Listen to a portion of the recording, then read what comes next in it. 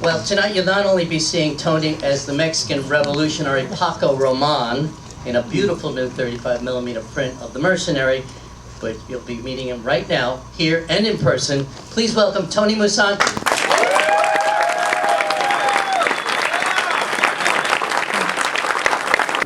Bruce and Julia put this whole thing together. I think they deserve a round of applause. Okay, welcome. It's very nice to have you all here. Bruce and Julia put this whole thing together. I think they deserve a round of applause.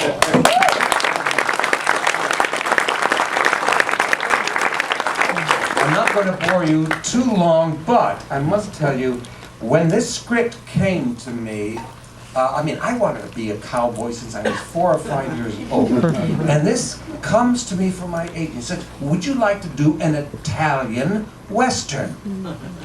Okay, fine. I read it. I said, my God, I want to do this Italian Western. They were not spaghetti Westerns at the time. They were Italian Westerns. Okay. So I think that I'm going to Italy to shoot a movie. So my wife and I study Italian. I did not grow up speaking Italian. My wife and I study Italian every night. She's very angry sometimes. Anyway, we study Italian every night, and my agent calls me and he says, about a week before we're supposed to start shooting, he says, where would you like to stay in Madrid? Why Madrid? He said, well, apparently they're doing a week of pre-production in Madrid. Okay, well, wherever the company's staying, I'll go, it's okay. 14 weeks later, we never get to Italy. Okay, so I shot an Italian picture in Spain about a story that takes place in Mexico. That was my introduction to spaghetti westerns. Look, I hope you guys enjoy this picture as much as I enjoy being in it. Thank you.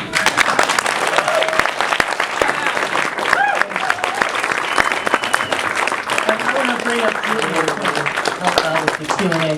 Tony, that was the most grueling role I've ever seen any actor perform. You're in a hole, you're covered in mud, you're dragged for the clown makeup. I mean, I'm riding bareback. Bareback? I was going to ask about that. It hurts. Yes, still to this day. How long did the shoot take? About 14 weeks, wasn't it, Jane? Yeah, 15 weeks. This is Julia Daniel Ovelan, our curator, the brains behind this festival.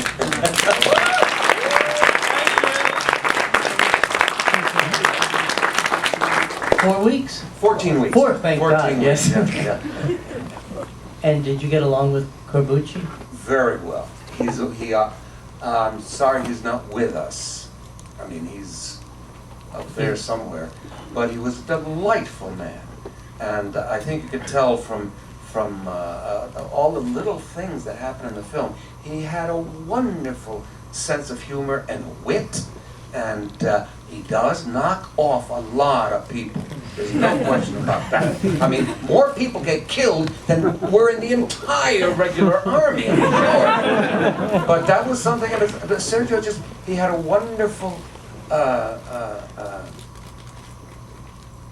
he had a joy in life, and he brought it to his filmmaking. And it's not in the film as we see it tonight, but we were shooting on the desert. Well, everything was in the desert. But one day, there was a rainbow. It had nothing, it just happened. And Sergio looked at the rainbow and in Italian said, La macchina qui, the camera here. And here and here. And he just raced around shooting everything up against the rainbow. Unfortunately, it didn't work for the script. But it was an exciting. He just and you know, everybody walks, not everybody, but most of the directors today use viewfinders. I mean, they got the lenses right there. Sergio had his shooting stick, which is where you know, okay, and it was like this, and he would go with just the square. Okay, this is a close-up. Now we have a 2T shot, and now we have a master shot. He didn't need a viewfinder. And I mean, I'm sorry, but I haven't seen the film in a while, but I'm blown away. First of all, it's a great print. They made it. How you guys got it? Yeah. I That have was- no that was- idea. It's a beautiful print. No one's ever made a new print of a spaghetti western other than Leone. That's true. They just eat spaghetti, but anyway. Most of them are faded to pink. But anyway, I think it's just beautifully shot. It is. He had a sense of the way he used horses. I mean, the horses jumping off the train and running across the desert. You think, oh, what the hell? What are you doing that for? Well, and then you add Ennio Morricone's music. Yeah, I he mean, has it 3 or just- 4 it teams just- here. it Yeah. just, anyway. Did you have a sense of Italian westerns before you made this movie? No. Had you seen the Leone films? Never seen one. Really? I didn't even know what they were. And I was doing a play at the time with a very nice actor, Spencer Holden, a black actor. And I told him I got this offer to do a Western. Okay. And so he said, have you ever seen an Italian Western? I said, no. He said, well, they show them at the Apollo, way uptown, all the time. 125th Street. Yeah, 125th Street. I guess that's not all the way uptown, but it's quite a ways up. And he said, they're showing, I think, Jane, I'm talking to my wife, was it The Good, Bad, and the Ugly? I'm not sure, but it was one of the Sergio Leone pictures. And so Jane and I and Spencer go up to the Apollo, and we see the stage show, and then they show this Italian Western. And I was just blown away by it. And then I went, as I said, went to Spain to shoot an Italian Western about a revolution in Mexico.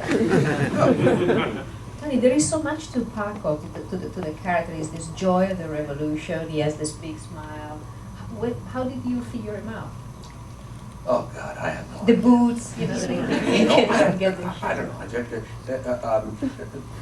Just the way I work on any script, whether it's a play or a film, I start with every actor, I'm sure, has his or her own way of working.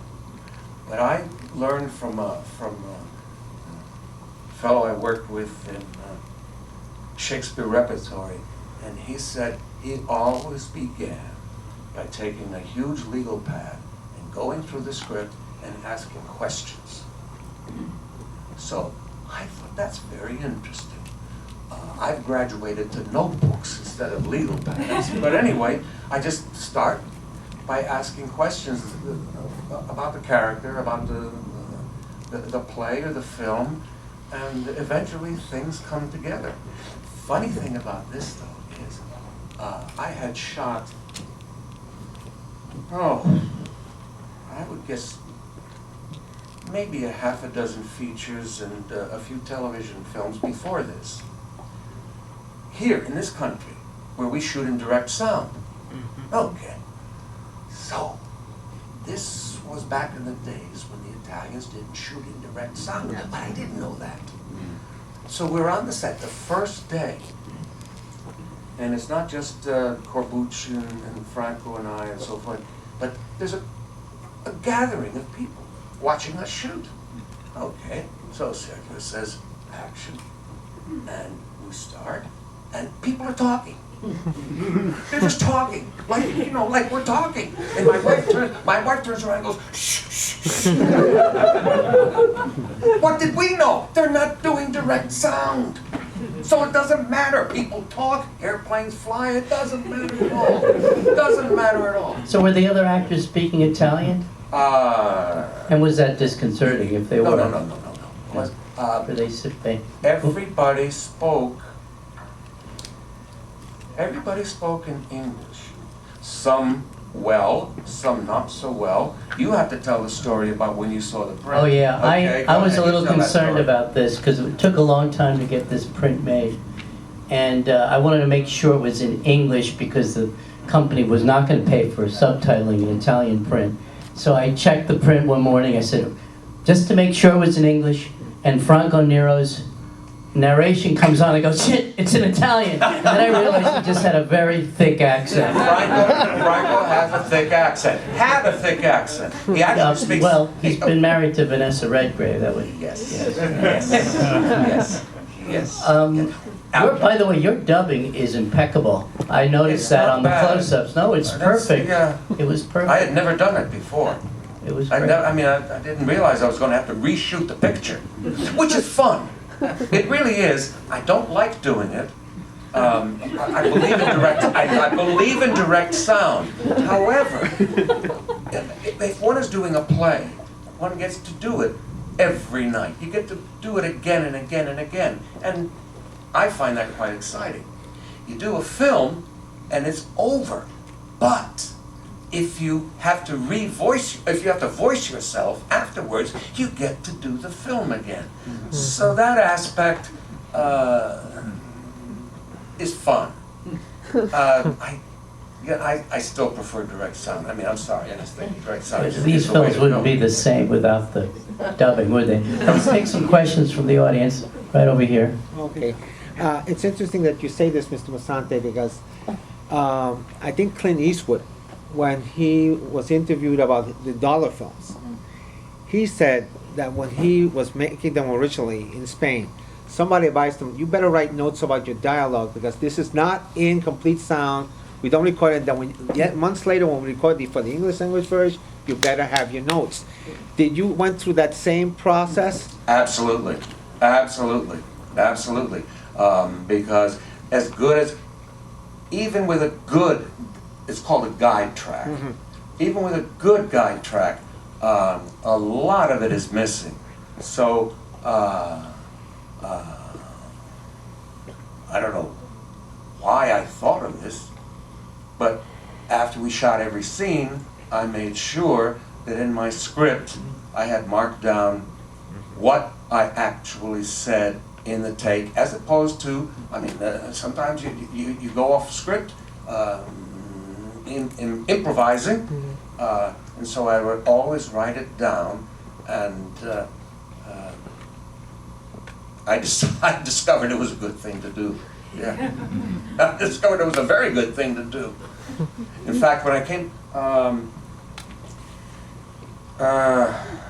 when I was shooting Toma, I had just come back from shooting something in Italy, and it was Italy, it was not Spain at that point, and I was so used to marking everything down in the script after the scene that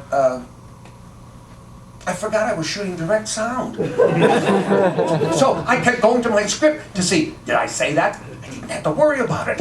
It had been recorded. That's all. You've been working in Italy a lot after this, I did quite a few films in Italy. and you're still working in Italy. I just shot a miniseries there last summer, which has not yet come out. In direct sound.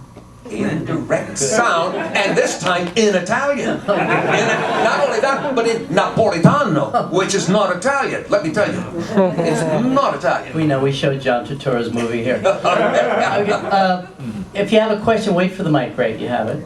Go ahead. I was just wondering how Corbucci chose you. Did he tell you how he heard about you and why he chose you? Yeah. Because as I said before the film started, the script came out of the blue, so far as I was concerned. The incident played at the South American Film Festival, the Mar del Plata Film Festival, and I was very fortunate. I won Best Actor there. I don't want to say I received Best Actor award there, and unbeknownst to me, a lot of Italians were at that festival. And Sergio was looking for an Eli Wallach type. I mean, the good, bad, and the ugly, okay. So you saw Paco, he was looking for an Eli Wallach who wouldn't cost what Eli Wallach cost. Okay. So somebody at the festival, a friend of his, said, oh, I saw an actor, he's from New York, and I don't know if Sergio screened the incident. He must have. Or maybe he didn't. I mean, Sergio was a little wacky. But that's how it happened. So from the incident, going to the festival in South America, to Italians who went back to Rome, I got a script in New York. Now that's how you get into acting. It's simple. No problem whatsoever. Wait for the mic. Oh, wait a minute. No, Jeff's got someone back there. Can you talk about your experience with Dario Argento when you shot the bird with Crystal? Sure. Thank you. Sure. Following, okay, you saw where I was buried up to my neck? That was the last shot in the picture. And less than 2 hours later, I was finally on a plane to Rome because, there was a director and a producer in Rome. They needed an actor for a role that the actor had walked off the set on. They'd shot 4 or 5 weeks in the picture. And again, somebody in Rome who had been at the South American Festival said to Peppino Petroni Griffi, there's this guy who'd be absolutely right for that role. The producer of that picture was a friend of Corbucci. Okay, now I'm getting to Dario. Don't worry about it. So I get to do this wonderful, strange Italian film. The translation of which is, let's say, One Night at Dinner, which is based on a play. The director of the film had written the play, but he had never done a screenplay. So he hired Dario to co-write the screenplay of One Night at Dinner. And Dario had never directed a film before, Bird with the Crystal Plumage, but because we had met, and he spoke no English at all, we met on the script, on One Night at Dinner, and after the film, he sent his script to my agent, who gave it to me, and I read it, and I said, I'd love to do it. Now, I say he didn't speak English, so obviously the script was not written in English, but it was translated into English by a guy who became a very good friend of mine. But the thing is, that Dario would know when a scene was over because he just sensed it, but he didn't know exactly what I was saying when I was saying it. And he would smile a lot. And a mutual friend, Don Dunaway, we would talk through Don, because Don spoke perfect Italian and perfect English. And sometimes Dario would smile, and I thought he was happy, but he wasn't. Don told me later, he said, you know, sometimes Dario didn't like what you were doing, but he would never do anything but smile. So that was working with Dario. That was working with Dario. Oh, also, it was an inexpensive film. I mean, compared to today, it was an extremely inexpensive film. But we were shooting with what's called ends. And that means that you shoot so many feet of film, and then there's maybe, I don't know, a couple of 100 feet left over, and they just store it. And it's cheaper if you just take the ends and do it over, you know, use them. But that means you're very limited, you know, because the film can run out. And it was Vittorio Storaro's first film in color. And Storaro loves to shoot. So he'd keep shooting even after Dario said cut, because Vittorio would see something he wanted to get, and Dario was thinking dollars and cents. We gotta cut. So what else can I tell you? We'll do a whole Dario Argento evening later. Okay. Let's talk more about the Mercenary. Although, Yes, Bruce mentioned earlier that this shoot must have been very physically demanding for you, and I'm wondering, in your career, was this the most demanding physically? And after working with all those farm animals, did you ever consider maybe opening a farm? I'll tell you, not with pigs and sheep, but that was physically, that was one of the hardest. But you know, it's difficult to say. First film I did, we shot 6 straight weeks of nights in San Francisco. And I won't say that physically it was that wearing, but I'll tell you, when you go to work at 6 o'clock at night and you shoot, and San Francisco's a lovely city, but it's cold.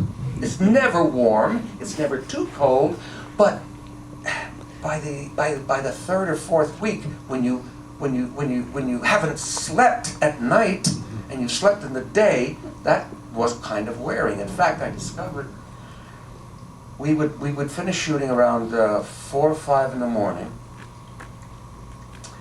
and if we got in bed before the sun came up, I could sleep. But if I waited that extra hour and the sun came up, I couldn't go to sleep. So that was very wearing. But physically, this was tough. How many days they shoot in Spain? This one, yeah. Did 14 weeks. 14 weeks, yeah. And I enjoyed it, but don't misunderstand me. how long were you in the hole?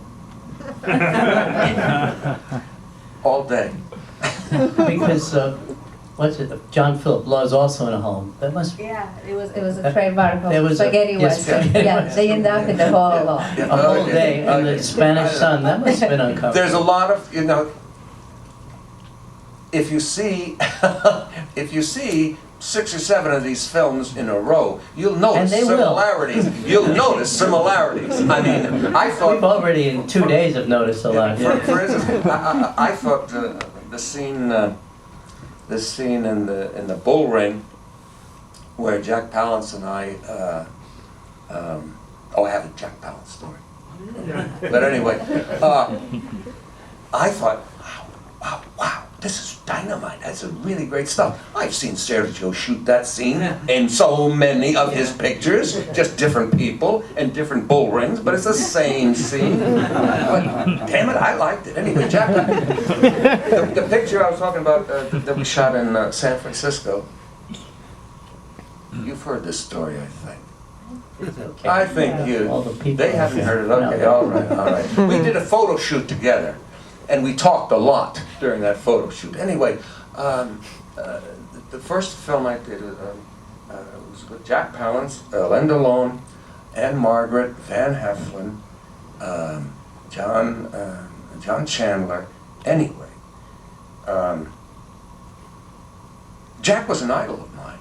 I had seen The Big Knife on television, I don't know how many times. Okay. I eventually got to do it on stage twice, but anyway. So I was in awe of Jack. And we had about a week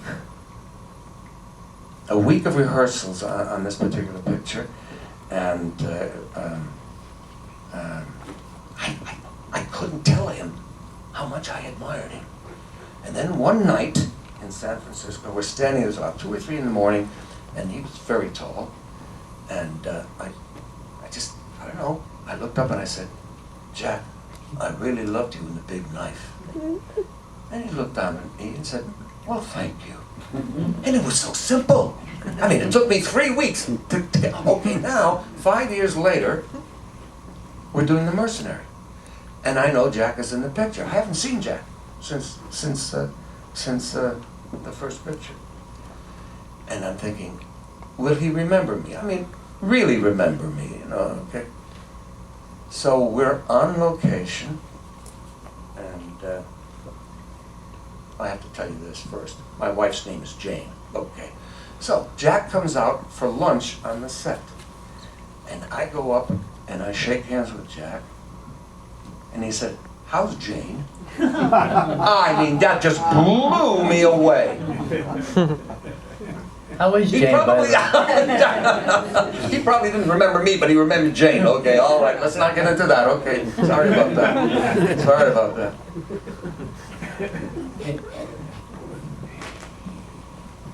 I just wanted to ask geographically where you guys shot and if you traveled around a lot through Spain or if it was in one general area. Yeah, no, we started in Madrid. We shot there, maybe 4 or 5 weeks. And then we traveled down to the south. And on the way, you see a scene in there where there are very strange rock formations. That's in a little town called Cuenca. So we traveled there, we shot a couple of days in Cuenca, and then we continued on down to the southern coast, Almeria. We were based in Almeria. The really sandy stuff was all shot in Almeria. I mean, it's amazing. It's a real desert. And so we shot Madrid, Cuenca, and Almeria. What was in Madrid? Okay. What was in Madrid, other than a lot of good tapas? The sound stages. That sounds Well, we never really shot. Almost everything was location. There were, They built a town, part of a town, which they often did. that was in Almeria. The town was in Almeria. Oh, the airplane. We were in Almeria, and the airplane was in Madrid. Okay. Now, this is before cell phones. I'm not kidding you. It's before cell phones. So Sergio and the company had ordered the airplane. But all they knew was they got a phone call from Madrid when the airplane left. That's all the communication there was. And so we were shooting that day in the town, and the scenes with the airplane were on the schedule, but we didn't know what time it was going to be because the plane had to arrive.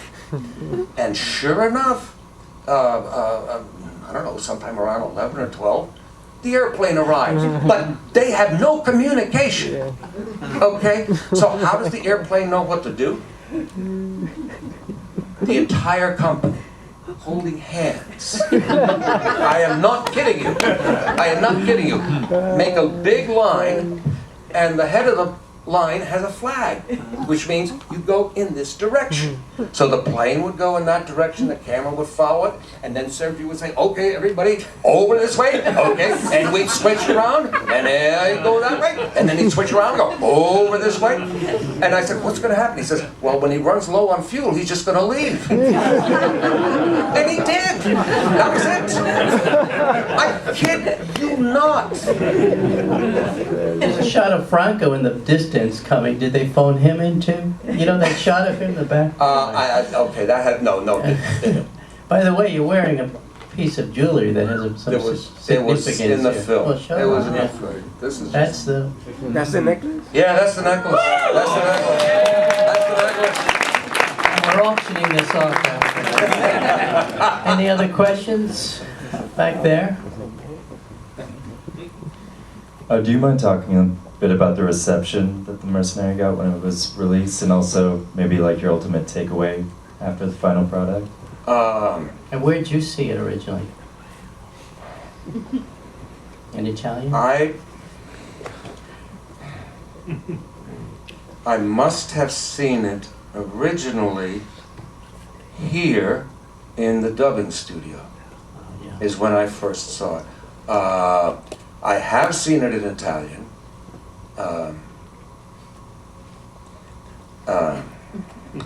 There are several people who have dubbed me very well in Italian. This one I don't really recommend. No, I'll tell you why. If you notice, I open my mouth a lot, even when I'm not talking. Well, the Italian dubber on this film, every time I open my mouth, laughs. And I'm telling you, I mean, I do laugh in the film, there's no question about it. There's no question about that. But every single time I open my mouth, he laughs. So I would prefer you didn't see the Italian version. You know, no wonder he emailed me. Is this in English? I did. Because I would have shown up. What the hell? Yeah, well, But anyway. you could have dubbed it live. I could have just. Yeah. I don't know how the reception. I don't know.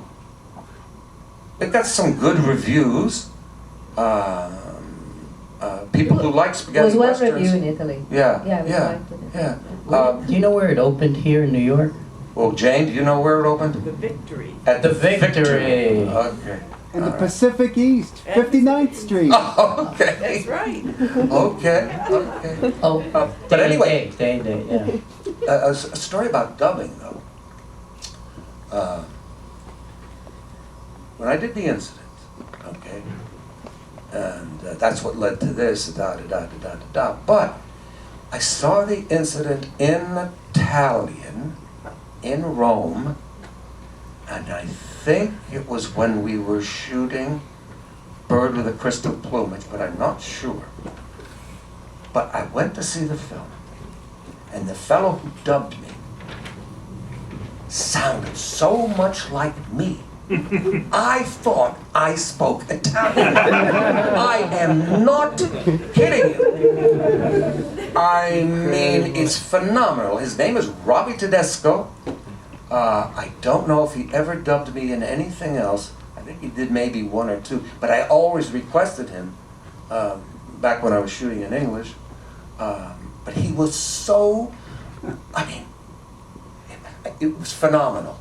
I mean, including little things that are very New York. Somehow he twisted the Italian to sound New York. I mean, it was just fascinating. Fascinating. I'm convinced that I shot that picture in Italian. I'm convinced.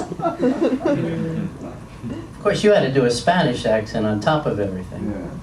Well, yeah. Yeah, that was fun. Oh, That how was much fun. preparation for that? And research. Well, I like accents. And I should the say. Spanish is something I kind of like a lot. And I did study Spanish, so that helped. But you don't have to know Spanish to do an accent. I was very interested. In the picture, we say Polak. And it works in Italian because the word is polacco in Italian. But say Polak in English, it's not. Stanley Kowalski says, people from Poland are Poles, not Polacks. Okay, but somehow it doesn't really bother me hearing it. Do you know why he's playing Polish character? I have no idea. The character was originally an American, and he had that accent. They couldn't, and contractually as a star, he had to do his own dubbing, so they made him Polish. Why not make him Italian? Well, no, okay, it works, I guess. Well, it works. Franco Nero is a lovely guy. Did another picture with him, and we're friends. I mean, we say, oh, okay, Yeah. quick. He was going with Vanessa at the time. They had just finished Camelot, sometime in that year. Yeah, whatever, 66, I think. whatever. Okay. And again, this is before instant communication and email and so forth. And Franco would place a call in the morning at the hotel to Vanessa in London because it would take at least 5 or 6 hours before they could make a connection. And we'd come home from the set And he was so excited, he'd run upstairs to see, did the call go through? Oh, it was very romantic. Very romantic. Thank you all for coming. Okay, thank you. And we'll be back for the incident. Okay. We're going to be showing brand new print of the incident, and you can see Tony and Julia at the Italian Cultural Institute on Wednesday at 6 o'clock 6 p.m. on Fifth Avenue, Park Avenue Avenue, at 60-something, you'll find it. It's on their With website. Tony and Jim Holman, the critic, Dave Kerr, and Bill Lustig from Blue Underground, all on a panel. Anyway, these two people deserve another round of applause because this was very, very